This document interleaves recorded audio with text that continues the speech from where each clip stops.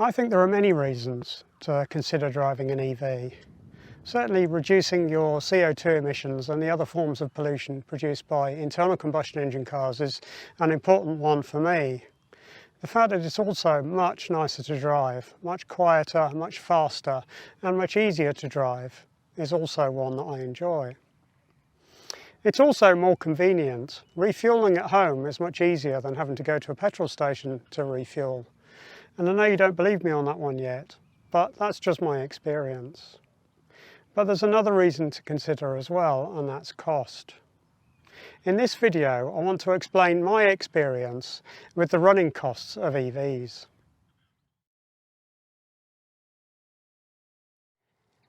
Now, I should start this video by reiterating that EVs are more expensive to buy than their internal combustion engine equivalents. The difference is about £6,000 to £8,000 on a new car. That's about €7,000 to €9,000 or dollars. However, on the second-hand market, the difference is more like £3,000, which is about €3,500 or dollars for a 3-year-old car. Now, price parity is coming on new cars, but we're probably still 2 to 4 years away, so it's not here yet. However, there are some significant savings to be made in running costs of EVs. And in that regard, buying an EV is a bit like an investment for the future. So I'm going to talk about fueling in a minute, which is a significant part of this. But let's cover a few other items first. Firstly, the road fund licence. This is a licence that we pay in order to be allowed to drive on the road each year. And on Candy, my Smart ForTwo, that is going to be £200 when it needs renewing, whereas on Zoe it's free until 2025, so free on an EV until 2025 in the UK. In terms of servicing, the annual servicing on Candy, last time I did it at a main dealer, was £372.28. Zoe's first service is due in a couple of weeks' time, and I've been quoted £168, so that's about £200 cheaper, less than half the price. You see, with an EV, there are far fewer consumables to consider. There's no oil filter, air filter, spark plugs, fuel filter, none of that needs changing. Now, of course, there is a cabin air filter, sometimes called a cabin pollen filter, on both types of car. So that does need changing, but that's pretty much the only consumable really on an EV. Because there's less to be changed, fewer consumables to be swapped out, there is also less labour as a result of that. So that's why it makes such a big difference in terms of the servicing price. Now, note that both of those are main dealer services. So you might not recognise those figures if you don't use main dealer servicing and you go elsewhere. And that's fine, but I just wanted to do a comparison main dealer to main dealer. I will be getting the Zoe main dealer serviced for the first few years while it's still in warranty, to keep the warranty up to trim, as it were. Now, car insurance, this is a tricky one. So this year they were within £30 of one another. The price on the Smart ForTwo was about £220 and the price on the Renault Zoe was, I think, £250. However, there are stories circulating of big car insurance price rises, and that's for both types of cars, but they are particularly sensationalised or being made a point of about EVs. So EVs may go up by more, that's not yet entirely clear. So today I did an online quote for the Renault Zoe, and if I were to renew that now, that would be £244 more than I paid last time. So that's a fair big chunk, but I didn't do it on the Smart ForTwo. That will also have gone up, I'm sure. I will let you know more about that when I know. But one thing I would say is I think there was some sensationalism in a recent Guardian article on the subject of insurance, particularly regarding EVs. There was some interesting wording about it, let's say, but I won't go into any more detail on that. That's maybe a subject for another video. In terms of congestion charging and pollution, EVs are not subject to any ultra-low emission zone charges. Unfortunately, Candy, the Smart ForTwo, is very old, and therefore she tends to fall foul of all of the pollution controls, despite the fact that she's always had a very clean engine as it happens.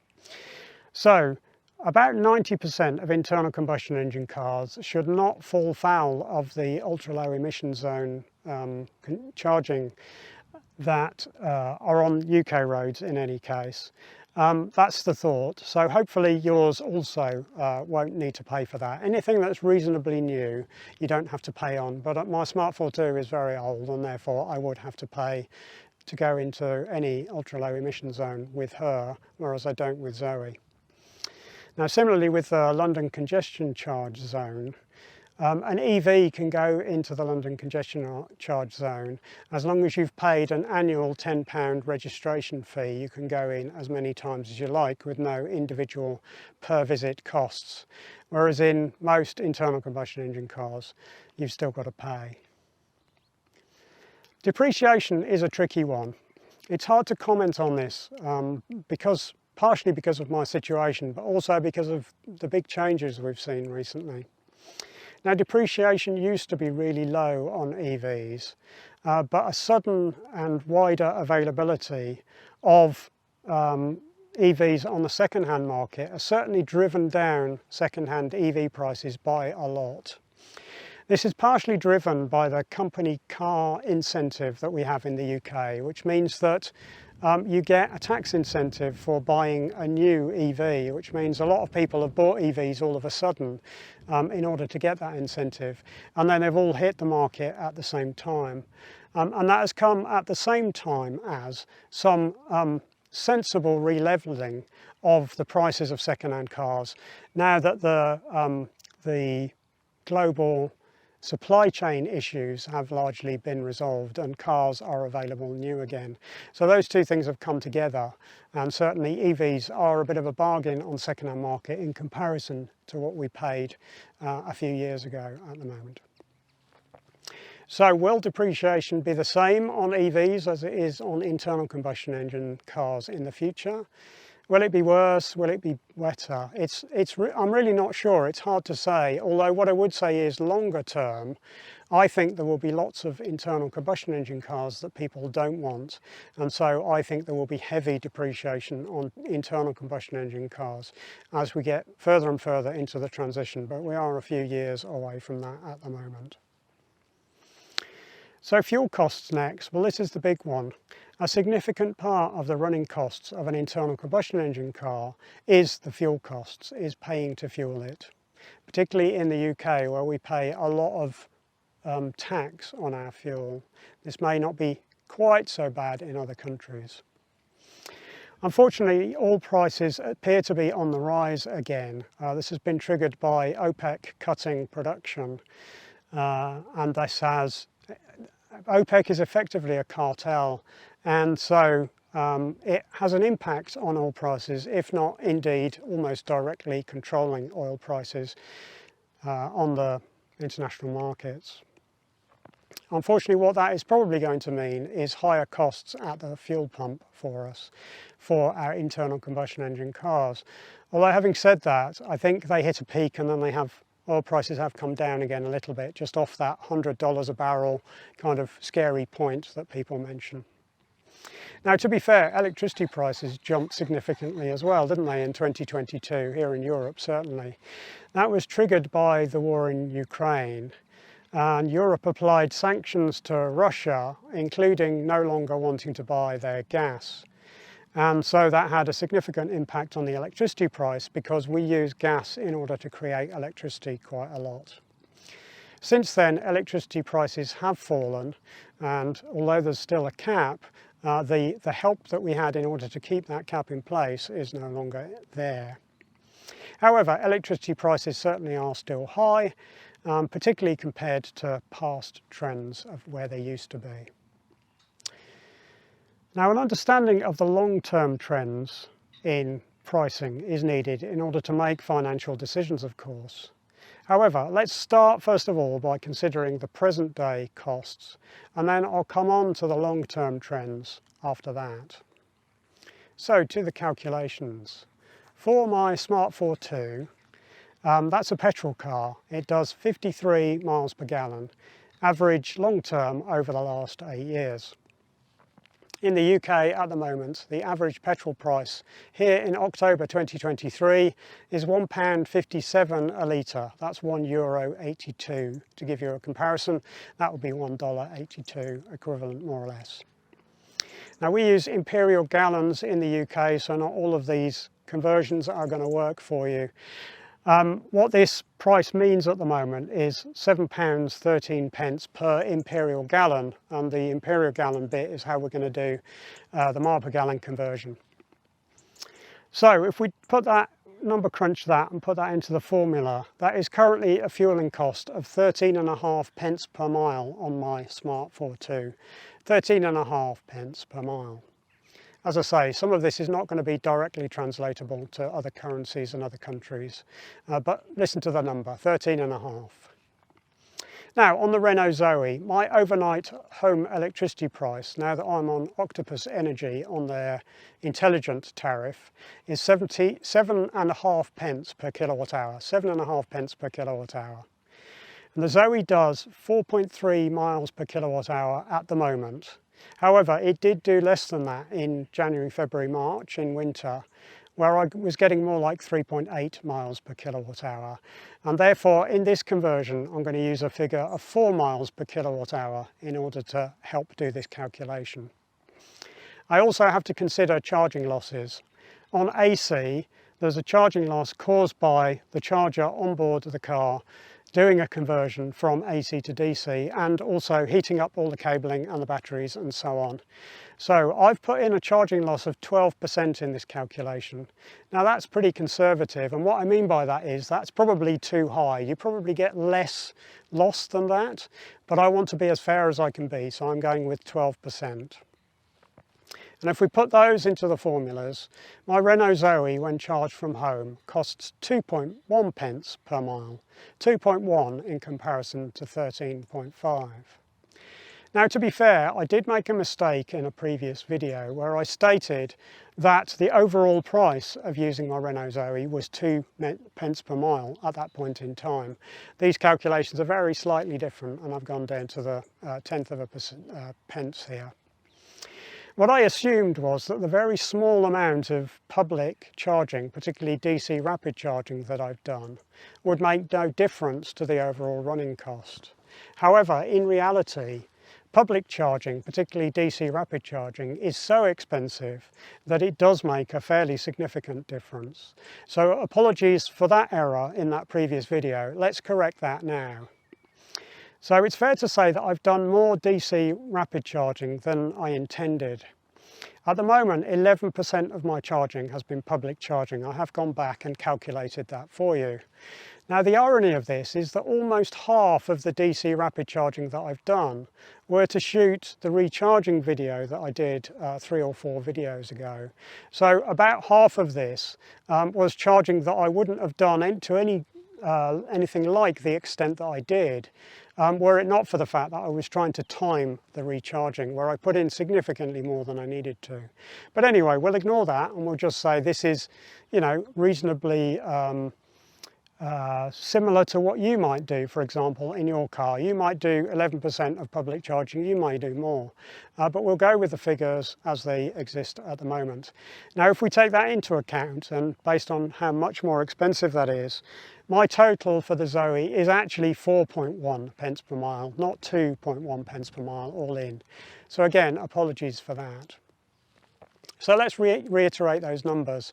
These units may not mean anything to you, but the numbers are what's important. So I'm talking pence per mile here, and in the Smart ForTwo that is 13.5, and in the Renault Zoe it is 4.1, so it is a lot less.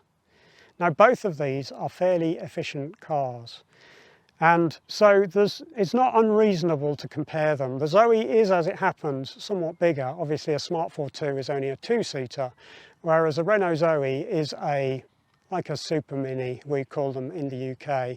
It's on the slightly larger side of a Super Mini, but that's pretty much what it is. But I think they're reasonably comparable, and yet we have such a significant difference in cost.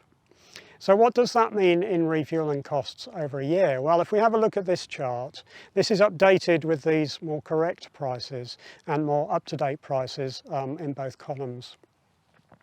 If I do 8,000 miles a year, that's about 12,870 kilometres, the Renault Zoe will cost me £328, whereas the Smart ForTwo will cost me £1,040. That's a difference of £752 or €865 or dollars. For 10,000 miles, that's about 16,000 kilometres, the Zoe costs about £410, whereas the Smart ForTwo costs £1,350, a difference of £940 or €1,081 or dollars. And so it goes up from there. And were we to be doing 20,000 miles a year, then the difference could be as much as £1,800, if not a little bit more. That's €2,100. That's a pretty huge difference. The difference goes up the more mileage you do in the year. So to summarise these costs that we've been talking about, in terms of servicing my Smart ForTwo, in pounds these are £372 versus the Renault Zoe of £168. Road fund licence on the Smart ForTwo will be £200 when I have to renew it, and it is free on the Renault Zoe and continues to be until 2025.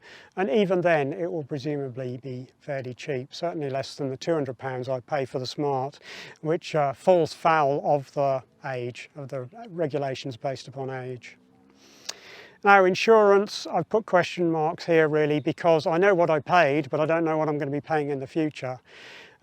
This time round I paid £220 for the Smart ForTwo and I paid £250 for the Renault Zoe. I was surprised that the Zoe was quite that cheap based upon the fact that it's a much newer car with therefore a much higher residual value. But that's what it was, £30 difference. It was £32 I think it was or something. And in terms of fuelling, I reckon I might do just under 8,000 miles, but I'm going with 8,000 miles here. It would have cost £1,080 in the Smart ForTwo, whereas the Renault Zoe is only going to cost £328. So the totals for the Smart ForTwo running costs £1,872 versus £746 for the Renault Zoe for a year. So that's a difference of about £1,100, a little bit more actually. So that's a fairly significant difference. And what you should know in this table, just to be clear, is that I've excluded depreciation.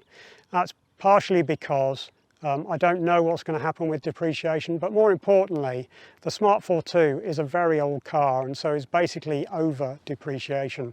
There is no depreciation on the Smart ForTwo anymore, and it would be very unfair to compare depreciation on a car that isn't going to depreciate anymore versus a very new car that's only like 15, 16 months old or whatever it is, that is going to depreciate fairly significantly.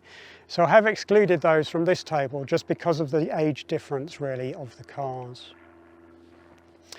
Now financial decisions need to be based upon future costs, not on present or past costs. So let's consider now what is likely to happen as this energy transition continues.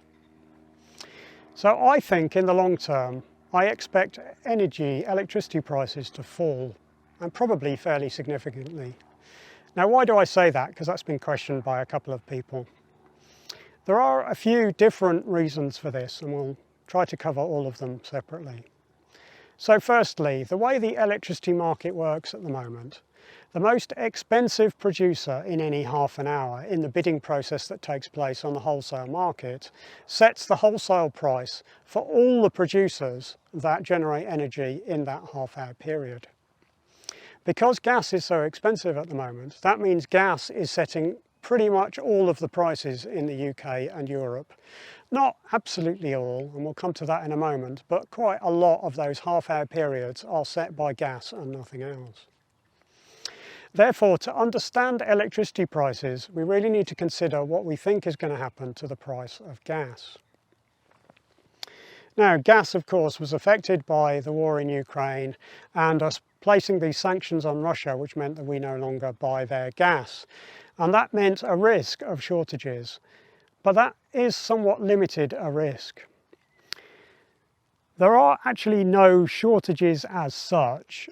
We have had to tighten our belts a little bit. There are some mitigations in place to avoid shortages for 2023, but the pricing of gas was largely affected by the fear of shortages rather than shortages themselves. If you fear that something is going to be unavailable, then you would pay a bit more for it in order to get the stuff that you needed. And this is not an individual making this decision, of course. This is an overall market, and a wholesale market. But the same rule really applies. So I think, based upon the fact that it's based largely upon fear, gas prices might possibly fall back on their own without anything else happening. But there's more than that. The energy transition, as it continues, will continue to reduce the demand for gas, and eventually we know we must wean ourselves off it completely. By 2050, we know that we can use almost no gas at all. We have legally binding targets upon us set as a result of the Paris Climate Agreement. Remember, net zero means you can produce a bit of CO2 as long as you have something which negates that. But net zero is going to be hard, and we've only got until 2050 to do that. Furthermore, the UK government has committed to decarbonising the electricity grid by 2035, 15 years earlier. Now that could be quite hard to achieve, but they are doing what they can to try and make that happen. So next, any time that we don't use gas in a half-hour period, the price of gas is not relevant at all. We already have some of those periods, some of these half-hour periods, where we have enough other sources of energy to not need gas at all, but not all that many. However, those number of periods will increase as more renewables come online, and that is happening all the time. Remember too that the price we pay at home is based upon the average wholesale price across the whole year. So any period which brings down the average as a whole, although not necessarily by much for a single half-hour period, of course. And there is one more driver which could be relevant. The UK and possibly Europe is considering changing the way the electricity market works. In last year, towards the end of last year, they closed a consultation called REMA, the Review of Electricity Market Arrangements, which was put out in order to understand the electricity market and what needs to be done in order to decarbonise the grid, as well as making pricing fairer. So a thing called the energy market reform is now being discussed based upon that review. That will be discussed and is about possibly splitting apart the market so that fossil fuels sit in their own separate bucket in terms of pricing. So the pricing of anything that comes from renewables will be lower.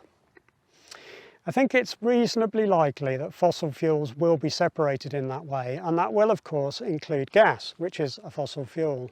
And therefore the price of electricity will come down because the price of some of the electricity in every half-hour period will be cheaper.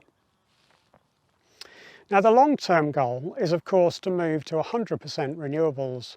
It's hard to achieve net zero by doing anything else, and that is a legally binding agreement which we are tied to. Renewables are quite a lot cheaper at the moment, and what's more, pricing is much more stable. The pricing of renewables is really about the installation and a bit of maintenance, but of course there are no fuel costs with renewables because those fuels are effectively free. They come from the sun in one way or another. Even wind is effectively generated by the sun. What's more, renewables bring more localised generation, which results in better energy security, where each country generates much more like what they need. There will be some international trading, but not anywhere near as much as happens at the moment. So renewables are less subject to geopolitical variability, and we will see that more and more in the market as time goes on. So the gamble really, when considering whether to buy an internal combustion engine car or an EV, based upon the price of energy in the future, is based upon whether you think electricity will go up in price faster than petrol. Now personally, the way petrol prices are controlled largely by OPEC, I think petrol will continue to increase more than electricity. Indeed, I think electricity will come down, as I've already stated. However, you may not agree with that. Do you believe that electricity prices will stay the same or even go up from here? Because if you do, there is something you could do in order to guarantee your electricity pricing for the long term. And that's considering investing in solar if you're able to do so. Now, it is an investment, it's an upfront cost that you would have to find, and that's a problem.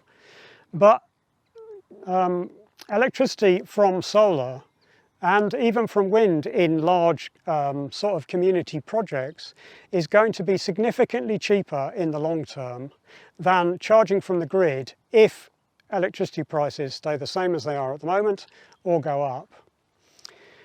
So if you believe that, then getting solar is well worth considering. And if you can't get solar because you rent or because you can't have it on your home for some reason, then looking at something like Ripple Energy, which allows you to invest in energy projects without them being like physically attached to where you live, is an option. So consider that. But it is an investment, so do your research carefully.